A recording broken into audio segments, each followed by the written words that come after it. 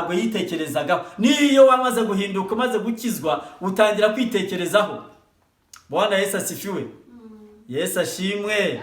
Haleluya. Kwakira Yesu, amen, amen, ni uguhinduka, ni uguhinduka. Umera nka Nikodemu. Reba umugaragu w'Imana Pawulo, amen. Dusomera ijambo ry'Imana mu Byakozwe n'Intumwa igice cya 9. Byakozwe n'Intumwa igice cya 9. Urebe impinduka yabaye kuri Pawulo. Igice cya 9 ku murongo, utangire ku murongo wa mbere. Yesu abonekera Sawuli. Ngo Yesu abonekera Sawuli mu nzira ijya i Damasiko. Yesu ashimwe. Amen. Soma. Ariko Sawuli akomeza gukangisha abigishwa b'umwami ko bicwa. Ajya ku mutambyi mukuru, amusaba inzandiko zo guha amasinagogi y'i Damasiko, kugira ngo nabona abantu b'inzira ya Yesu, abagabo cyangwa abagore, ababohe abajyana i Yerusalemu. Akigenda yenda gusohora i Damasiko, umucyo uramutungura uvuye mu ijuru uramugota. Agwa hasi, yumva ijwi rimubaza riti, Sawuli, Sawuli, ndenganiriza iki? Aramubaza ati, urinde mwana? Nawe ati, ndi Yesu uwurenganya. Ariko haguruka ujye mu mudugudu, uzabwirwa ibyo ukwiriye gukora. Abagabo bajyanye nawe bahagarara badakoma, kuko bumvise iryo jwi batagize umuntu babona. Sawuli arabyuka, arambuye amaso ntiyagira icyo areba. Baramurandata bamujyana i Damasiko. Amarayo 3 atareba, atarya kandi atanywa. I Damasiko hari umwigishwa witwaga Ananiya. Umwami Yesu aramubonekera, aramuhamagara ati, Ananiya. Nawe ati, karame mwami. Umwami aramubwira ati, haguruka ujye mu nzira yitwa igororotse, ushakire mu nzu ya Yuda umuntu witwa Sawuli w'i Taruso, kuko ubu ngubu asenga. Kandi nawe abonye mwiyerekwa umuntu witwa Ananiya yinjira, amurambikaho ibiganza kugira ngo ahumuke. Geza aho ngaho. Amen. Yesu ashimwe cyane. Amen. Yesu nashimwe. Amen. Uwo ni Pawulo ugaragaraho ingeso z'ubwicanyi. Pawulo w'umunyembaraga, ukoresha imbaraga ziwe, ukoresha icyubahiro cyiwe kugira ngo yice abera b'Imana, abizera, akandamiza ubwoko bw'Imana, abubuze gusenga, abubuze amahoro, abubuze guterana. Agerageje gukora ibyo ashoboye byose kugira ngo izina rya Yesu ritongera kumvikana. Yesu ashimwe cyane. Amen. Amaze gufata umugambi noneho kurimbura ubwoko bw'Imana, ngo ari mu nzira agana i Damasiko. Yesu ashimwe. Agana i Damasiko, uzi ukuntu byagenze? Ngo ari mu nzira agenda, Sawuli ngo ahura na marayika w'Uwiteka, ngo aravuga ngo, Sawuli, Sawuli. Nako ni Yesu bahuye. Ni Yesu wenyine, kuko aravuze ngo, Sawuli, Sawuli, ngo urampigira iki? Amen. Uwo mwanya ngo Sawuli ahita yikubita hasi yubamye. Yesu ashimwe cyane. Amagambo mwayumvise. Arahuma. Uwo mwanya arahuma. Nuvuga ngo imbaraga z'Imana zitangira kwinjira muri Sawuli. Yesu atangira gukora ku buzima bwe, atangira gukora ku bwonko bwe. Yesu ashimwe. Kugeza igihe baje kumusengera, arahumuka. Amaze guhumuka, aba yamaze gutamira Kristo, aba yamaze kumira Yesu, amaze guhinduka muri we, yamaze gusobanukira iby'ubwami bwo mu ijuru. Nawe numara gusobanukira iby'ubwami bwo mu ijuru, uzahaguruka ugenda uvuga Kristo. Nta na hamwe twiye tubona Pawulo yigeze yinjira kandi mu ntege nke. Yatangiye kuba umugaragu w'Imana, atangira kugenda abwiriza ubutumwa bwiza hirya no hino. Tugomba kwanga, amen, tugomba kwanga ikintu cyose kitubuza, amen, gukura mu buryo bw'umwuka. Gukura mu buryo bw'umwuka. Tugomba kwanga ikintu cyose kitubuza gukura mu buryo bw'umwuka. Ingeso yose yakubuza, Haleluya. Ingeso yose yakubuza gukura mu buryo bw'umwuka ugomba kuyanga, kuyigizaho, niko gukura. Yesu ashimwe. Hari abantu benshi bigora gukura mu buryo bw'umwuka kubera iki? Kubera kwigana abandi. Bwana Yesu asifiwe. Yesu ashimwe. Amen. Amen. Ndashaka ngaha muhumve neza. Hari ibintu bitubuza gukura mu buryo bw'umwuka. Ikintu cya mbere gituma umuntu adakura mu buryo bw'umwuka ni ukwigana abantu. Kwigana abantu. Ndio ndashaka kuvuga kwigana abantu. Umuntu uwo ari we wese. Ushobora kwigana abo musengana, ushobora kwigana abo muririmbana, ushobora kwigana umuririmbyi runaka, ushobora kwigana umubyeyi wawe. Bahaye urugero rumwe rworoshye, nuko kenshi na kenshi usanga abana twabyaye. Umwana wawe ushobora kubona n'umwana akabona kuri umwarimu, akabona wenda kuri umukanishi, akabona wenda yuko uri umushoferi, nimba ariko kazi umubyeyi akora, umwana agakura yifuza kuzamera nka se, kuzamera wenda nka nyina. Mama ni mwarimu kazi, nanjye ndifuza nimba mwigisha neza imibare, akavuga ati ndashaka kuzamera nka mama, nanjye nzaba mwarimu pe. Umwana agakura muri ibyo bintu kubera ko nibyo arimo arabona. Hari abandi bajya bavuga ngo ndashaka kuzajya mbwiriza nka kanaka, ndashaka kuzajya ndirimba nk'umuririmbyi runaka. Ugasanga arimo arashaka guhinduka nk'uko uriya ameze, ariko ntabwo ariyo mpinduka ndimo ndakubwira. Yesu ashimwe. Amen. Yesu ashimwe. Amen. Ntukifuze kumera nk'uriya, kuko muri ziriya mpano uriya afite, kuri umuntu ameze kuriya nawe afitemo ingorane ziwe. Ashobora kuba ameze kuriya ariko atifuza nawe kumera kuriya, yifuza nawe ko byahinduka. Icyiza rero nuko wakwifuza ibirenzeho. Haleluya. Umwana umwe yaratarakizwa, noneho akajya abona ababyeyi be babayeho muri buriya buzima nyine busanzwe, ise n'umwarimu, nyina we na umwarimu kazi. Aravuga ati byanze bikunze nanjye reka nige nzabe mwarimu kazi, nanjye reka nige nzabe umwarimu nka papa, nzajya nigisha ibi nibi. Nababwiye akura ameze gutya, ariko kubera ko atari bwakizwe, amaze gukura, haleluya, yakira Yesu Kristo nk'umukiza. Amen. Amaze kwakira Yesu Kristo nk'umukiza, ajya mu iteraniro, umuvuga gutumwa Imana yari yamutumyeho. Haleluya. Hari igihe Imana igizana ijambo rikora ku mutima wacu, rikora ku byo dutekereza. Noneho yumva umukozi w'Imana arigisha, aravuga ngo Imana yaravuze ngo nzabagira imitwe, ntabwo nzabagira imbirizo. Bwana Yesu asifiwe. Ni gute Imana ishobora gufata umuntu ikamugira umutwe, Imana ikamugira umuntu ukomeye? Yesu ashimwe. Umuvuga butumwa araryigisha. Bene data, dufite Imana ihindura amateka. Haleluya. Ushobora kuba waravukiye mu mudugudu, waravukiye mu muryango ukennye, ariko Imana ikazakuzamura. Haleluya. Ukazaba umuyobozi ukomeye. Ikura ku cyavu ikicaza hamwe n'ibikomangoma. Izatugira imitwe iyo tuyizeye, itugira imitwe, tugira abayobozi. Haleluya. Itugira abayobozi. Bwana Yesu asifiwe sana. Umwana amaze kwakira iryo jambo ngo aryizereramo, arizera, aravuga ati byanze bikunze oya, bwa bundi nanjye nshobora kuba umutwe, ibyo kuba ubwarimu mbivuyemo, ibyo gukora nk'ibyo papa yakoraga ndabyanze. Atangira guhatana n'amashuri, ariga. Bwana Yesu asifiwe. Amen. Haleluya. Ubu tuvugana, ubuhamya afite nuko ni umuyobozi ukomeye w'ikigo gikomeye.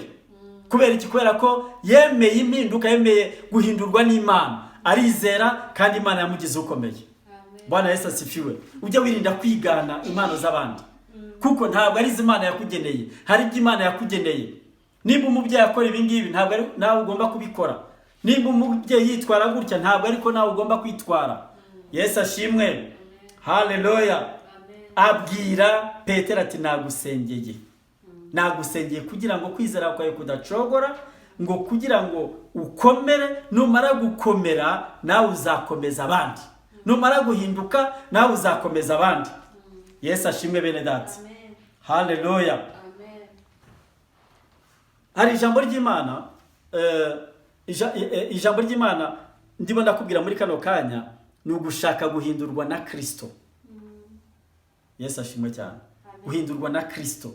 Kristo yaguhinduye aguha n'indi mpano igeretseho.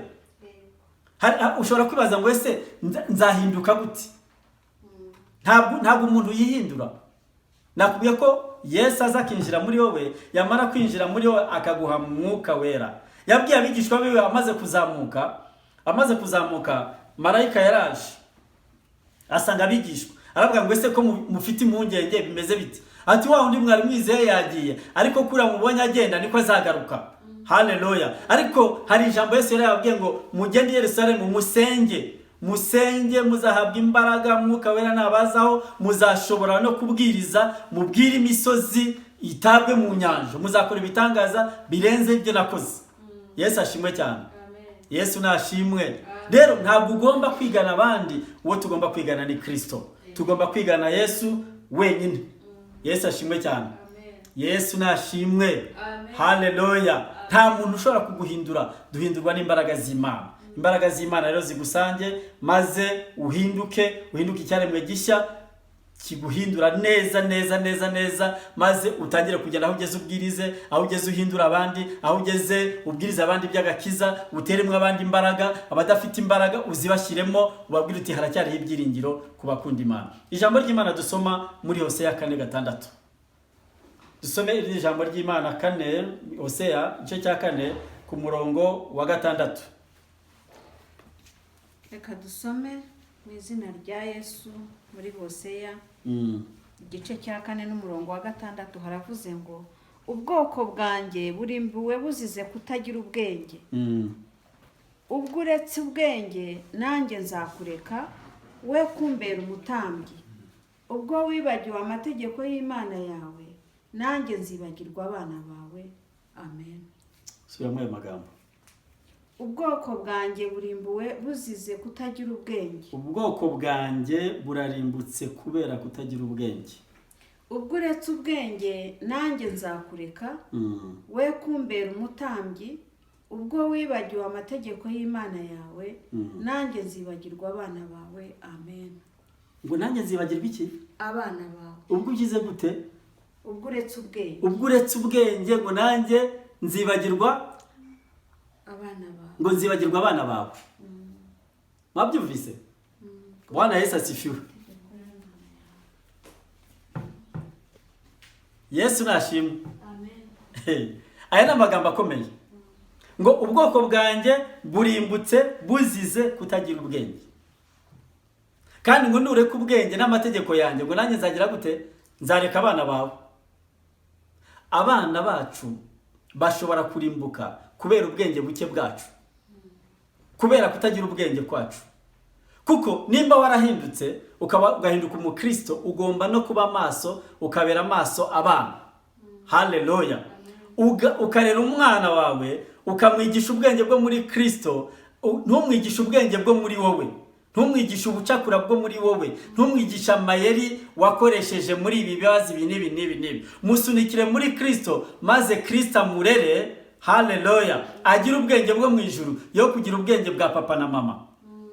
Amen. Ko hari abantu bagira ubwenge agashaka kuvuga ngo nzagira ubwenge, nabibabwiye kare kuvuga umwana akavuga ngo nzagira ubwenge nk'ubwa papa, nzigisha nka papa, nzaba shoferi nka papa, nzatwara imodoka nka papa, ibintu nk'ibyo ngibyo. Oya, sunikira umwana mu Mana. Haleluya. Kuko ijambo ry'Imana ubwenge tubukura he? Tubukura ku Mana. Imana ni ubwenge, Yesu niwe bwenge. Yesu ashimwe cyane. Sizirimba aya magambo yumva neza. Ngo ubwoko bwanjye burarimbutse no kubera buzize kutagira ubwenge. Tugomba kugira ubwenge. Ubwenge nimo ndavuga si imibare, si shimi, si biology, si amayeri, si escroquerie. Oya, ntabwo ari ubwenge bwo mu Mana. Gusobanukirwa n'Imana ukayimenya, Imana y'ukuri, Imana y'urukundo, Imana y'amahoro. Haleluya. Amen. Haleluya. Kubera kutagira ubwenge abantu bashobora kurimbuka. Kera nigeze kubona ndi mu cyaro, nigeze kubona ikintu kirantangaza. Umuntu yafashe ibishyimbo, afata ibishyimbo murazi ko yo babika n'imiti. Habika n'imiti, hari imiti bashyiramo sinzi niba ari abagoronome babibaha cyangwa ariko hari imiti ngo ishinzwe kubika imyaka kugira ngo atazajya mu imungu.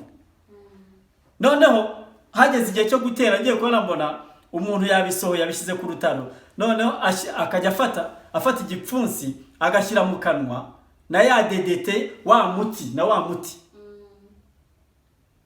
Amen. Amen. Murumva ubwenge? Ntabwo aho ngaho harimo ubwenge rero. Nta bwenge burimo kuko agiye gufata umuti wica udukoko, sibyo? Ashyize mu kanwa, none agatangira gutera. Hari ukuntu kera bateraga, nimba ubwo ngira byarahindutse, kera bateraga babikura mu kanwa. Hari wabibonye muri mwebwe? Gerageza wibuke, kera bateraga bagafata ibishyimbo cyangwa amasaka bagashyira mu ntuza bakajya. Ariko icyo ndimo navuga kubura ubwenge. Umuntu yafashe ibishyimbo birimo umuti, sibyo? Abishyize mu kanwa, noneho aravubura ibishyimbo kandi wa muti urasigara mu kanwa. Ari bubeho, ntari burware, arimo ariteza indwara kubera iki? Kubera kubura ubwenge. Reka tugire ubwenge muri Kristo. Yesu ashimwe cyane. Reka tugire ubwenge muri Kristo. Kristo wacu ni ubwenge. Kristo wacu atanga amahoro. Haleluya. Wigisha abantu ubwenge bw'Imana, ubwenge bwo mu ijuru, ahubwo ujye uhora uverifiya, ugenzura, urebe nimba abana bawe bagendana na Kristo. Haleluya. Nimba wanze ikintu umwana ntakacyange. Yesu ashimwe. Ndimo ndabwira ababyeyi nkanjye kugira ngo bakangurire abana babo gukunda umurimo w'Imana, gukunda igikorwa cy'Imana. Nimba warananiwe iki, ntukareke umwana nawe ananirwa, ahubwo uzajye uhora umutota, umuhata, umuhugura kugira ngo abashe kugira ubwenge bwo gukunda Imana. Yesu ashimwe cyane. Yesu nashimwe. Amen. Haleluya. Amen. Ikindi kintu navuze, urundi rugero nshobora kubaha, reka mbabwire, kwigana abantu muri kumwe, kwigana itsinda mugenderamo, itsinda ubana naryo, itsinda mwigana, bishobora gutuma umugara, bishobora gutuma za ngeso nawe zikujyamo. Haleluya. Paulo muri Bibiliya Giswahili yaravuze ngo tokeni kati yao, tandukana nabo. Bwana Yesu asifiwe sana. Abantu b'ingeso mbi ugomba gutandukana nabo. Nudatandukana nabo, nawe uzatangira kugenda nabo, uzatangira kuvuga nkabo, uzatangira gukora nk'ibyo bakora. Nugendana n'umusinzi, ejo tuzagusanga byanze bikunze wabaye umusinzi. Nugendana n'abasambanyi, byanze bikunze ejo tuzasanga ahubwo ari wowe usigaye usambana kubarusha. Amen. Amen. Kwigana, ingeso yo kwigana tuyireke. Urebere ibigukikuje rero ntabwo ari cyo kibazo cyawe, ni wowe ugomba guhinduka. Niwinjira no mu itsinda, uzajya winjira muri iryo tsinda uvuga uti yewe ngiye kurihindura. Ntabwo ari bo bazampindura, ntabwo duhindurwa n'isi, ahubwo nitwe tugomba kwihindura. Bwana Yesu asifiwe. Amen. Haleluya.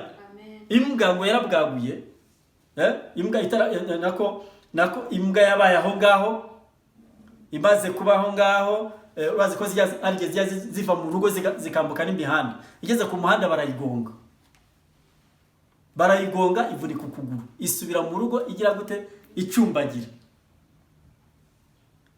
Hashize igihe irakira, kuko ntabwo irakira nyine, hari igihe ubumuga bujya aho ngaho bugakira. Ariko nubwo bwakize yagumye iri kajoriti, icumbagira. Mu gihe gitoya yaje kubwagura ibyana. Ibibwana noneho bitangira gukura. Uko byakuraga bikajya bibona nyina igira gute? Icumbagira. Nyina icumbagira. Noneho bakavuga ati niko natwe twese tugomba kubigenza, niko tugomba kubaho. Ndiyo ndabwira abana, ndiyo ndabwira urubyiruko. Noneho uko bitangiye gukina ngo byari 3 cyangwa se 4 cyangwa bingahe sinzi, nuvuga ngo uko bikina nabo bigasimbagurika nkuko nyina simbagurika. Amen. Amen. Ntukigane ingeso z'abandi wa mwana we, ntukigane ingeso z'abandi wa mugabo we, ntukigane ingeso z'abandi wa muturanyi we, ntukigane ingeso z'umuturanyi. Bwana Yesu asifiwe. Haleluya. Ntukigane, kwigana ni bibi. Noneho byanze bikunze uko byagendaga byigana byavutse ari bizima, ariko kubera kwigana kudakoze ukuguru hasi, nyina ntakoze ukuguru, nyina wazibyaye ntakoze ukuguru hasi kubera kumugana. Noneho nazo kubera kwigana uko zagiye zikura, akaguru kaheze hejuru, nazo zahise zihinduka za casualty, biteye ubukajoriti, ziteye ubukajoriti. Hari abantu biteza akaga, hari abantu biteza ibyago, ariko ijambo niyo ndakubwira muri kano kanya no guhinduka. Ugahinduka uhinduwe n'ijambo ry'Imana, ukagenda aho ijambo ry'Imana ryifuza. Ndasozereza ku murongo umwe Imana yampaye, wanditse mu Banyefeso igice cya 4 umurongo 22. Turabusoma gusa dusoze bene data. Abanyefeso, igitabo Paulo yandikiye Abanyefeso, bandikiye igice cya 4 ku murongo 22. Haravuze ngo 4:22. Haravuze ngo bibabwiriza iby'ingeso zanyu za kera, ko mukwiriye kwiyambura umuntu wa kera uheneberezwa no kwifuza gushukana, mugahinduka bashya mu mwuka w'ubwenge bwanyu, mukambara umuntu mushya waremewe ibyo gukiranuka no kwera bizanywe n'ukuri nk'uko Imana yabishatse. Nuko mwiyambura ibinyoma, umuntu wese avugana ukuri na mugenzi we, kuko turi ingingo za bagenzi bacu. Amen. Umurongo 22, umurongo 22 wavuze ngo bibabwiriza iby'ingeso zanyu za kera. Ariko usomye soma ku murongo wa haruguru gatoya, wenda niho tuza kumva context, byavuye hehe.